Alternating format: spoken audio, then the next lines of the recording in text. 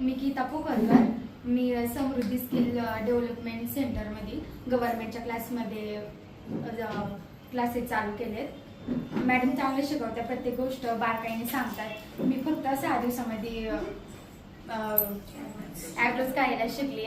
चांगल्या पद्धतीने शिकवतात, बारीक बारीक गोष्टी सगळ्या लक्षात घेऊन सांगतात. मी ह्यांच्या केल्यात, फर्स्ट टाइम केल्यात.